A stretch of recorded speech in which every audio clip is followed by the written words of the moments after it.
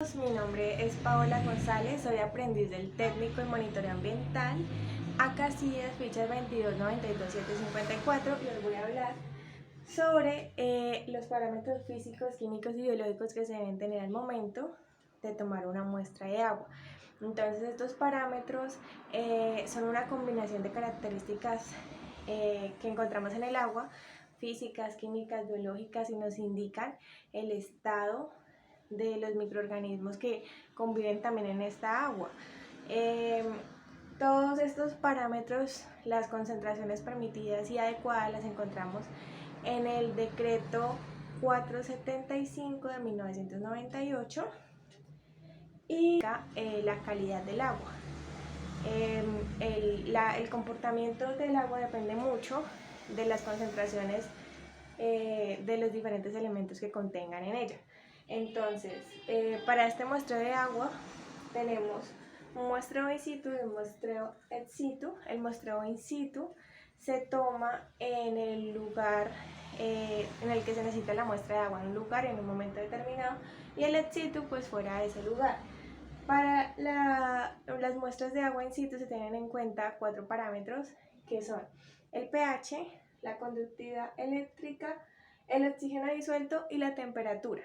Entonces, para el pH, el agua normalmente tiene un pH de 7, que es un pH neutro, pero este pH puede bajar, ser ligeramente más ácido o ser ligeramente más alcalino.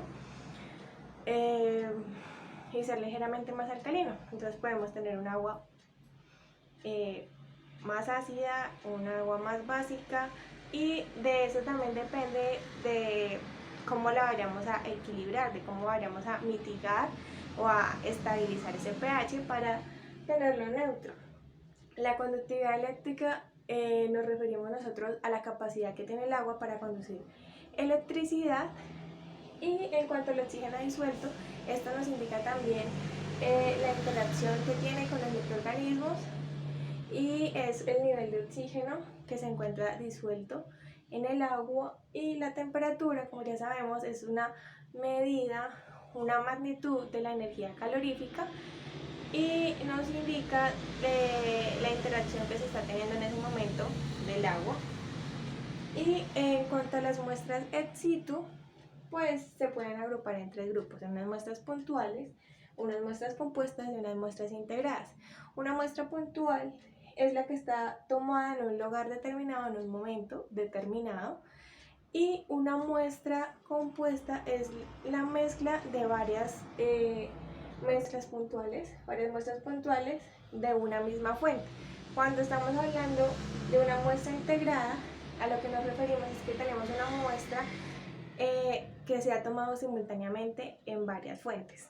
De sedimentos, acá lo que tenemos en cuenta es el material que ha quedado suspendido en el líquido y que poco a poco, por gravedad, se ha ido posando en el fondo. Entonces este sedimento, este suelo, esta roca no consolidada o desintegrada, su tamaño va a depender mucho del transporte que haya tenido. Entre más transporte haya tenido, pues menor es el tamaño del sedimento. Entonces, ya que hemos hablado del nivel de energía, que esto tiene que ver mucho con el transporte, tenemos que estos pues obviamente están en un sistema halótico. Un sistema halótico pues sabemos que es el ecosistema de un arroyo, un río, un manantial, que depende de varios factores como la dirección de la corriente, la cantidad del cauce, la profundidad, la sinuosidad, que está muy relacionada con la edad que tiene un río, así como estos también pueden estar contaminados por desechos que se han mezclado con las fuentes de agua o que se han filtrado de alguna u otra manera. Entonces tenemos estos sedimentos que pueden estar transportados por suspensión o transportados en lecho. Entonces, transportados por suspensión, estamos hablando de sedimentos que tienen un tamaño de freno muy bajo, capaz que la misma corriente de agua los puede transportar y los puede ir depositando en las zonas de menor energía.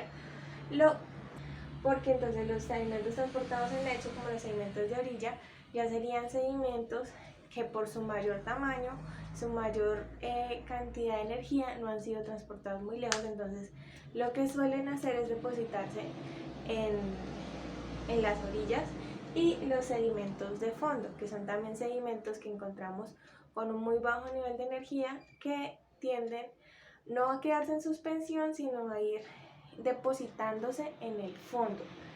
Parámetros biológicos, entonces tenemos tres grupos, que serían tres grupos, que son los macroinvertebrados acuáticos, la comunidad de perifito y la vegetación ribereña. En cuanto a los macroinvertebrados acuáticos, tenemos que son indicadores de condiciones localizadas.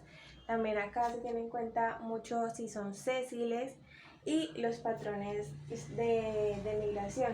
También entre estos macroinvertebrados tenemos una ventaja, y es que son abundantes y tienen una amplia distribución, tienen un mínimo perjuicio de la biota del lugar, y además como son tan abundantes, también son muy fáciles de identificar. Y tenemos los bentónicos con hábitos tróficos. Un animal, una planta bentónica, nos estamos refiriendo a que son plantas que están fijas al lecho acuático, ¿sí? Están en el fondo.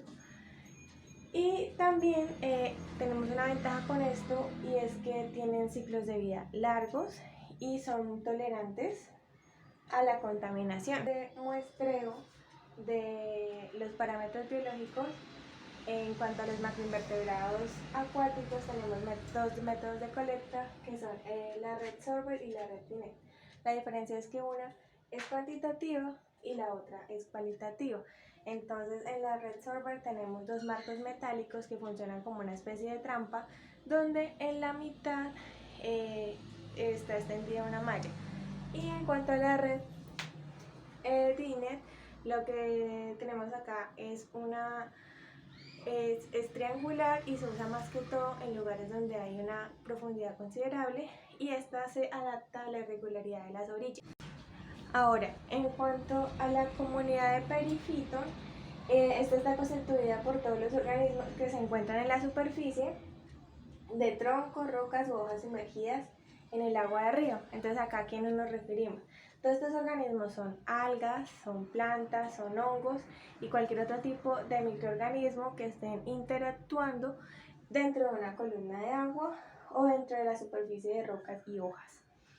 Y la vegetación ribereña, que es la que se encuentra pues cercana a la ribera del río, es importante porque mantiene la relación de enlace entre el río y el ecosistema terrestre, ¿sí? Y además esta es proveedora también de energía, y la recolección se hace a través de tres métodos, que son la recolección general de vegetación, la recolección general de plantas y el índice de calidad de la ribera, que nosotros lo identificamos por la letra Q, B y R. Eso fue todo, entonces muchas gracias, espero que haya quedado claro los conceptos principales sobre los parámetros de toma de muestras de agua.